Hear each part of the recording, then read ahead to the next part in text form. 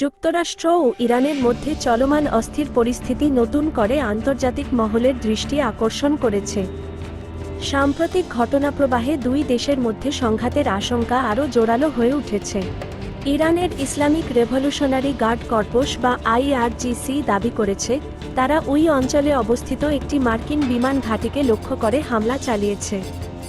তাদের বক্তব্য অনুযায়ী, এই ঘাঁটি থেকেই ইরানের বন্দর আব্বাস এলাকায় পরিচালিত মার্কিন সামরিক অভিযান পরিচালনা করা হয়েছিল। তবে ঠিক কোন ঘাঁটিতে হামলা হয়েছে সে বিষয়ে তারা কোনো নির্দিষ্ট তথ্য প্রকাশ করেনি।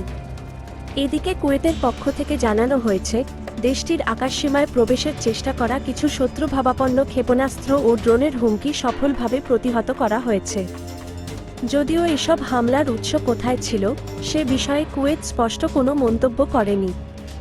বিশ্লেষকদের মতে, এই ঘটনাগুলো মধ্যপ্রাচ্যের নিরাপত্তা পরিস্থিতিকে আরও জটিল করে তুলতে পারে। অন্যদিকে মার্কিন সামরিক বাহিনী জানিয়েছে, তারা হরমুজ প্রণালীর আশপাশে উড়তে থাকা একাধিক ইরানি ড্রোন ভূপাতিত করেছে।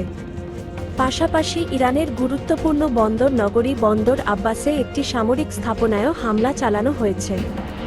মার্কিন সেন্ট্রাল কমান্ড বা সেন্টকমের দাবি, ওই স্থাপনাটি থেকে আরও একটি ড্রোন উৎক্ষেপণের প্রস্তুতি চলছিল। তাদের ভাষ্য অনুযায়ী, পুরো অভিযান ছিল আত্মরক্ষামূলক এবং আঞ্চলিক নিরাপত্তা নিশ্চিত করার উদ্দেশ্যে পরিচালিত। এদিকে ইরানি সংবাদ মাধ্যম জানিয়েছে, বন্দর আব্বাস শহরের পূর্বাঞ্চলে বিস্ফোরণের শব্দ শোনা গেছে। যদিও ক্ষয়ক্ষতির পরিমাণ সম্পর্কে এখনও বিস্তারিত তথ্য পাওয়া যায়নি। সবচেয়ে গুরুত্বপূর্ণ বিষয় হল, সম্প্রতি যে যুদ্ধবিরতি কার্যকর ছিল, এই নতুন সংঘাত সেটিকে বড় ধরনের চ্যালেঞ্জের মুখে ফেলেছে। গত কয়েকদিনের মধ্যেই একাধিক সামরিক পদক্ষেপ নেওয়ায় উদ্বেগ বাড়ছে আন্তর্জাতিক পর্যায়ে। বিশ্লেষকদের মতে, যদি উভয় পক্ষ সংযম না দেখায়, তাহলে পরিস্থিতি আরও জটিল রূপ নিতে পারে।